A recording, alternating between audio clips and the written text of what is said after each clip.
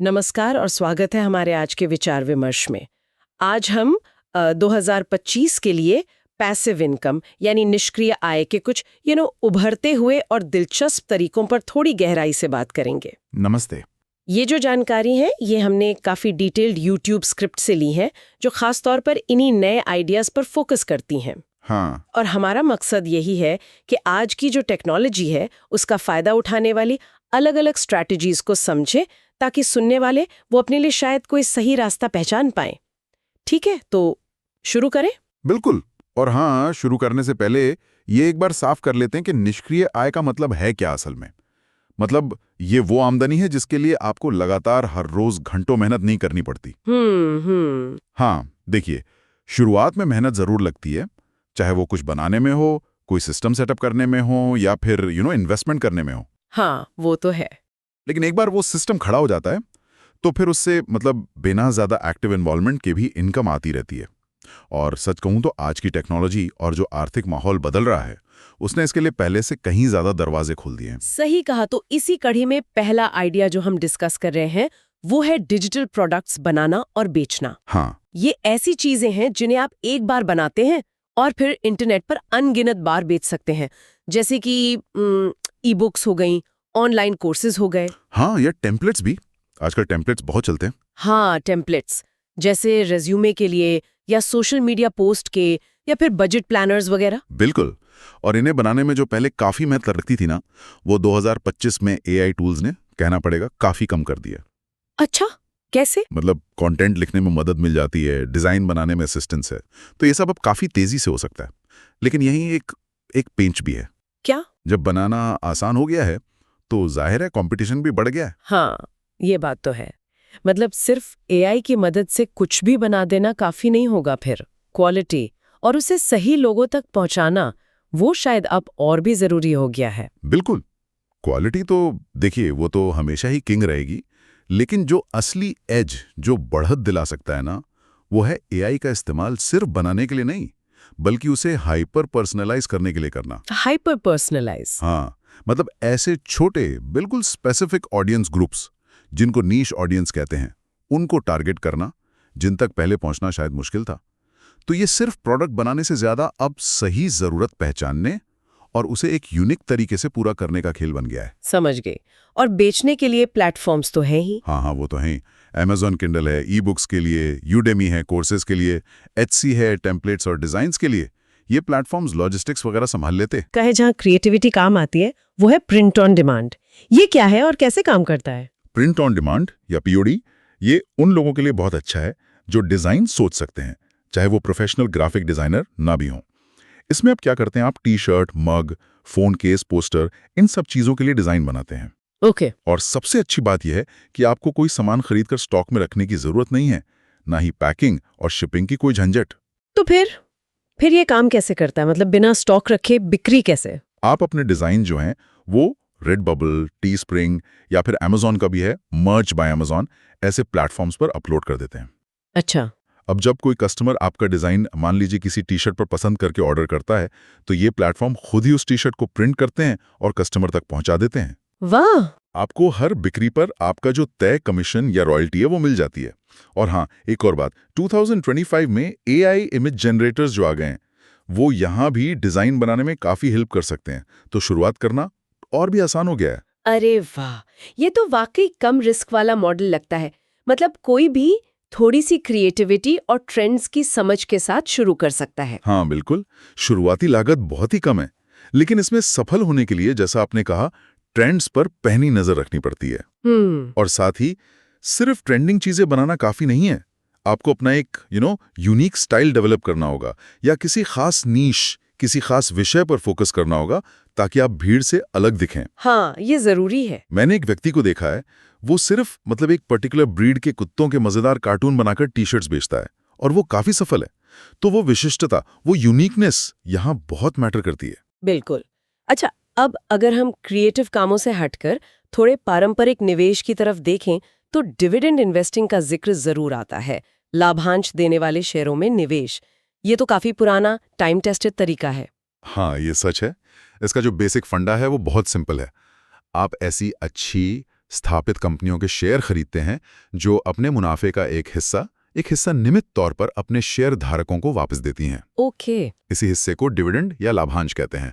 ये अक्सर हर 3 महीने मतलब क्वार्टरली मिलता है। जैसे भारत में देखें तो HDFC बैंक है, इन्फोसिस है, या globally Coca Cola, Johnson and Johnson जैसी कंपनियां। हाँ, बिल्कुल। और इसकी स्ट्रैटेजी भी सीधी लगती है। अच्छी कंपनियों में इन्वेस्ट करो, डिविडेंड मिले तो उसे दोबारा इन्वेस्ट कर दो, जिसको कंपाउंडिंग कहते हैं। हाँ, रीइन्वेस्ट करना बहुत जरूरी है। और लंबे समय तक टिके रहो। पर क्या ये आज के इस तेज रफ्तार वाले दौर में, जहां लोग जल्दी रिटर्न चाहते हैं, अभी भी उतना ही रेलेवेंट है? देखिए, इसकी प्रासंगिकता कम नहीं हुई है, खासकर उनके लिए जो लंबी अवधि में धीरे धीरे वेल्थ बनाना चाहते हैं। ये कोई गेट रिच क्विक स्कीम नहीं है, ये एक डिसिप्लिन्ड इन्वेस्टमेंट स्ट्रैटेजी है। लेकिन इसमें 2 बातें समझना बहुत जरूरी हैं। पहला, शेयर बाजार में रिस्क तो हमेशा रहता है, कीमतें ऊपर नीचे होती हैं, वॉलेटिलिटी रहती है। हाँ, वो तो है। दूसरा, किसी भी कंपनी में सिर्फ इसलिए निवेश नहीं करना चाहिए कि वो डिविडेंड देती है। कंपनी का बिजनेस मॉडल कैसा है, उसकी फाइनेंशियल हेल्थ कैसी है, मैनेजमेंट कैसा है, मतलब उसके फंडामेंटल्स को समझना बहुत जरूरी है। बिना रिसर्च के सिर्फ डिविडेंड देखकर पैसा लगाना खतरनाक हो सकता है। ये धैर्यवान निवेशकों के लिए है। समझ गई, धैर्य चाहिए। अच्छा, पारंपरिक निवेश की बात चली रही है तो रियल एस्टेट का ख्याल आता है। लेकिन हम में से ज्यादातर लोगों के लिए सीधे कोई बड़ी प्रॉपर्टी खरीदना तो मुश्किल होता है। हाँ, बिल्कुल। यहीं पर रियल एस्टेट क्राउड फंडिंग ये एक दिलचस्प विकल्प की तरह उभर रहा है आजकल। सही कहा। रियल एस्टेट क्राउड फंडिंग ने एक तरह से प्रॉपर्टी इन्वेस्टमेंट को आम लोगों की पहुंच में ला दिया है। इसके जरिए क्या होता है, कई सारे निवेशक मिलकर छोटी छोटी रकम, मान लीजिए कुछ हजार या लाख रुपए, अच्छा, किसी बड़े रियल एस्टेट प्रोजेक्ट में लगाते हैं। जैसे कोई ऑफिस बिल्डिंग बन रही हो, या शॉपिंग सेंटर, या कोई अपार्टमेंट कॉम्प्लेक्स। और इसमें फिर कमाई कैसे होती है? क्या निवेशकों को रेंट का हिस्सा मिलता है? हाँ, 2 मुख्य तरीके होते हैं। या तो उस प्रॉपर्टी से जो किराया आता है उसका एक हिस्सा निवेशकों को रेगुलरली मिलता रहता है, या फिर जब वो प्रॉपर्टी कुछ साल बाद बेची जाती है, अगर मुनाफे पर बिकती है तो उस मुनाफे पर हिस्सा मिलता है। ओके। और सबसे बड़ा फायदा यह है कि आपको वो मकान मालिक बनने वाली रोजमर्रा की झंझटों से नहीं जूझना पड़ता। किराएदार ढूंढना, मेंटेनेंस कराना, ये सब। हाँ, वो एक बड़ा सिरदर्द होता है। बिल्कुल। फंडराइज जैसे इंटरनेशनल प्लेटफॉर्म्स हैं, और भारत में भी ग्रिप इन्वेस्ट या स्ट्राटा जैसे प्लेटफॉर्म्स हैं जो ये सब मुमकिन बना रहे हैं। और 2025 में फ्रैक्शनल ओनरशिप का कॉन्सेप्ट, मतलब किसी महंगी प्रॉपर्टी में एक छोटी सी हिस्सेदारी खरीदना, ये काफी पॉपुलर हो रहा है। ये तो सुनने में काफी आकर्षक लगता है, खासकर उनके लिए जो रियल एस्टेट में तो इन्वेस्ट करना चाहते हैं पर बड़ी कैपिटल नहीं लगा सकते। हाँ, ये इन्वेस्टमेंट के डेमोक्रेटाइजेशन, मतलब लोकतंत्रीकरण का एक अच्छा उदाहरण है। लेकिन आकर्षक होने के साथ साथ इसमें रिस्क भी हैं, उनको नजरअंदाज नहीं करना चाहिए। जैसे प्रोजेक्ट पूरा होने में देरी हो सकती है, हो सकता है उम्मीद से कम किराया मिले, या प्रॉपर्टी की वैल्यू उतनी ना बढ़े जितनी उम्मीद थी। इसलिए किसी भी क्राउड फंडिंग प्लेटफॉर्म या प्रोजेक्ट में पैसा लगाने से पहले उसकी पूरी जांच पड़ताल करना, उसकी क्रेडिबिलिटी चेक करना, और उसमें क्या फीस वगैरह लग रही है वो सब समझना बेहद जरूरी है। बिल्कुल, ड्यू डिलिजेंस जरूरी है। अच्छा जी, अब आते एक ऐसे तरीके पर जिसे 2025 के सबसे शायद चर्चित और रोमांचक पैसिव इनकम आइडियाज में गिना जा रहा है, यूट्यूब ऑटोमेशन चैनल्स। हाँ, इसकी काफी हवा है आजकल। और खास बात यह है कि इनमें क्रिएटर को खुद कैमरे के सामने नहीं आना पड़ता, ये फेसलेस चैनल्स होते हैं। हाँ, पर क्या ये वाकई उतना आसान है जितना सुनने में लगता है? रोमांचक तो है, लेकिन आसान शायद सही शब्द नहीं होगा। हाँ, ये सच है कि इनमें चेहरा दिखाने की जरूरत नहीं पड़ती। AI टूल्स का भरपूर इस्तेमाल होता है, स्क्रिप्ट लिखने में मदद लेने से लेकर अच्छा, स्टॉक फुटेज और तस्वीरों का इस्तेमाल करने, और यहाँ तक कि AI जनरेटेड वॉइस ओवर को उपयोग करने तक। आप इतिहास, विज्ञान, फाइनेंस, मतलब किसी भी टॉपिक पर जानकारी देने वाले वीडियोस बना सकते हैं। और कमाई का जरिया हुई एड्स, स्पॉन्सरशिप, एफिलिएट लिंक्स। हाँ, बिल्कुल। जब चैनल पॉपुलर हो जाता है तो YouTube के विज्ञापन से कमाई होती है, एडसेंस, ब्रांड्स के साथ सीधे स्पॉन्सरशिप मिल सकती है, और वीडियो डिस्क्रिप्शन में आप संबंधित प्रोडक्ट्स के एफिलिएट लिंक्स डाल सकते हैं। ये सब आय के स्रोत बन जाते हैं, और इसे स्केल करने की संभावना भी है। मतलब एक बार प्रोसेस समझ आ जाए तो टीम बनाकर एक से ज्यादा चैनल भी चलाए जा सकते हैं। लेकिन इसमें कोई चुनौती नहीं है क्या? अगर AI सब कुछ कर सकता है तो फिर सफल होने के लिए क्या चाहिए? इसमें खास क्या है? यही असली चुनौती है। देखिए, जब टेक्नोलॉजी सबके लिए उपलब्ध है तो सफलता का पैमाना बदल जाता है।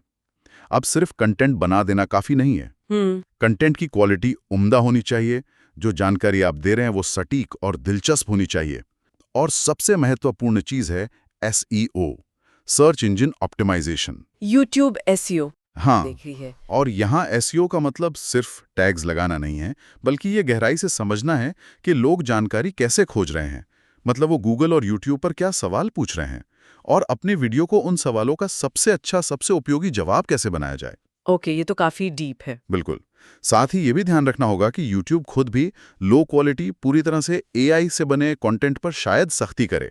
इसलिए इसे set it and forget it type की स्कीम समझना एक भूल होगी। इसमें लगातार सीखने, एक्सपेरिमेंट करने और मेहनत करने की जरूरत होती है। ये बहुत जरूरी बात है।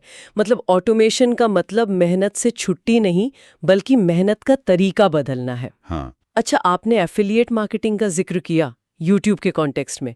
ये अपने आप में भी 2025 में पैसिव इनकम का एक बड़ा तरीका बना हुआ है ना? बिल्कुल बिल्कुल। एफिलिएट मार्केटिंग का सिद्धांत तो बहुत सीधा है। आप किसी और कंपनी के प्रोडक्ट या सर्विस की सिफारिश करते हैं। हाँ। ये आप अपनी वेबसाइट, ब्लॉग, सोशल मीडिया या यूट्यूब चैनल पर कर सकते हैं। आपको एक खास ट्रैकिंग लिंक मिलता है। जब कोई उस लिंक पर क्लिक करके वो प्रोडक्ट या सर्विस खरीदता है, तो आपको उस बिक्री का एक फिक्स्ड कमीशन मिलता है।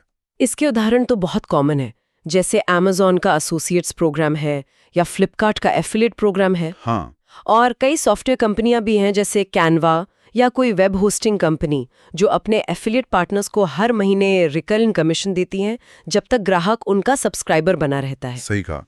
ये रिकरिंग वाला मॉडल काफी आकर्षक हो सकता है। हाँ, यहाँ सफलता के लिए क्या जरूरी है? सबसे जरूरी चीज है ट्रस्ट, भरोसा। आप उन्हीं प्रोडक्ट्स या सर्विसेज की सिफारिश करें जिन पर आपको खुद यकीन हो और जो आपके ऑडियंस या रीडर्स के लिए वाकई में यूजफुल हों। ईमानदारी। बिल्कुल। अगर आप सिर्फ कमीशन के लिए कुछ भी प्रमोट करेंगे, तो लोग जल्दी ही आप पर भरोसा करना छोड़ देंगे। और पूरी ट्रांसपेरेंसी रखना भी महत्वपूर्ण है। ये साफ बताना कि आप अफिलिएट लिंक्स का इस्तेमाल कर रहे हैं। ये असल में रिलेशनशिप मार्केटिंग है। जब आप ईमानदारी से अच्छी चीजें सजेस्ट करते हैं, तभी लोग आपके सुझावों को महत्व देते हैं। भरोसा ही सब कुछ है। अच्छा, मान लीजिए किसी के पास टेक्निकल स्किल्स है या वो डेवलपर्स की टीम हायर कर सकता है, तो शायद पैसिव इनकम का सबसे शक्तिशाली तरीका हो सकता है अपना खुद का ऐप या SaaS प्रोडक्ट बनाना। हाँ, SaaS यानी सॉफ्टवेयर एज अ सर्विस। ऐसा सॉफ्टवेयर जिसे ग्राहक खरीदते नहीं, बल्कि यूज करने के लिए मंथली या एनुअल सब्सक्रिप्शन देते हैं। हाँ, ये पोटेंशियली सबसे ज्यादा रिवॉर्डिंग हो सकता है।